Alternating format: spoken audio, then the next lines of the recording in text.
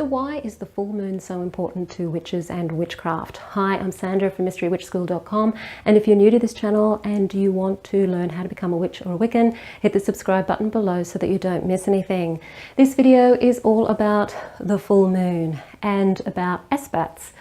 Esbats are simply moon rites, and moon rites incorporate full moon rites and also the dark moon and the new moon as well.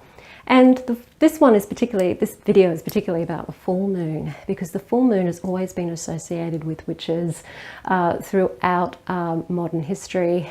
And the reason why is because the full moon has a lot of energy behind it. When the moon is pulling the earth, the gravitational pull, it's working with water, okay? So in the earth, well, ourselves, we're 70% water. So the moon, when it's full, does have quite an effect on us emotionally. And because it can affect us emotionally, we're quite strong emotionally. And so that means that we have much more emotional energy working behind us to be able to bring spells and bring energy into manifestation. The full moon also lights up the sky. So it's been an important element for a lot of people, particularly before electricity, when we were living on the land, because we were able to navigate much better at night under the light of the full moon. And the full moon affects gardening, or the moon cycles affect gardening, and the moon affects a lot of animals. It can affect all sorts of things that are happening down here on the planet. And so we have a really strong connection with our moon. And that energy of the moon is very cyclical. It waxes and wanes like the tides ebb and flow. It is roughly a 28, 29 day cycle, similar to the female menstrual cycle of humans. So there's a very strong connection to the moon.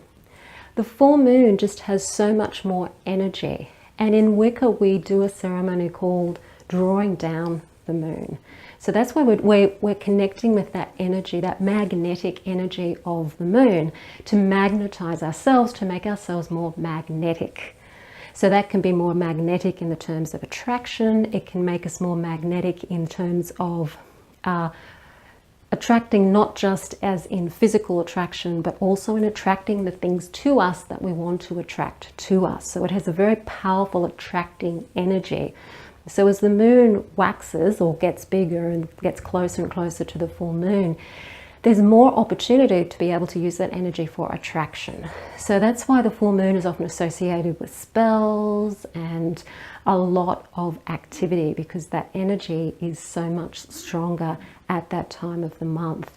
And in Wicca, we do associate the moon with the feminine because of its cyclical nature, because of its effects on water, and it's that yin element, I guess you could say, that makes it more of a feminine presence or a feminine energy to us. However, I do know that in other cultures that is not necessarily the way. But in Wicca, that's how we associate with the moon. So the moon is a representation to us, or a symbol of the feminine, of the goddess, of many of the lunar goddesses. There's also lunar deities that are male as well throughout different histories and different pantheons. And that energy is that magnetic pulling energy.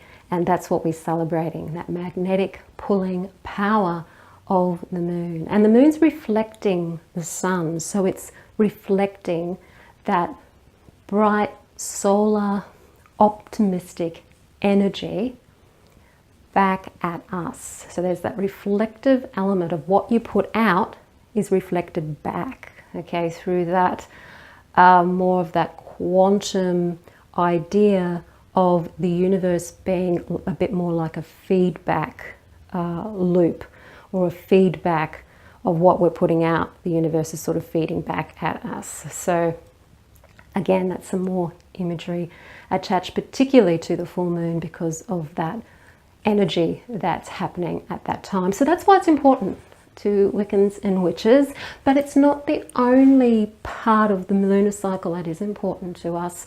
And I will do another video about the dark moon and the new moon because they're important too. The different energies and different deities associated with them, but that time, the dark moon and the new moon are also important times as well. But of course the full moon, being the full moon and being the brightest of the cycle, tends to get more press. So if you are wanting to learn more about Wicca and witchcraft and embrace some more of the lunar rites and to be able to work through the practices of Wicca and witchcraft, and you've had enough of trying to do it on your own through reading books or through Google, please go to the description field below and have a look at the Mystery Witch School 101 Academy training. It's a 12-month training program where you can go through all of the processes, learn from A right through to Z of the really basic, important aspects of Wiccan training that a lot of it you won't get in books. Some of it you can, of course, get in books. But a lot of it isn't part of the normal Wiccan training. It's something that I have added from my own experience. And it's just helping you be able to sit back and not have to try and figure it all out for yourself. So do have a look at that if you are wanting to go to the next stage and actually study Wicca a little bit more formally. So if you like the video, hit the like button, share it with your friends. Don't forget to subscribe. And I will see you on the next video. Blessed be.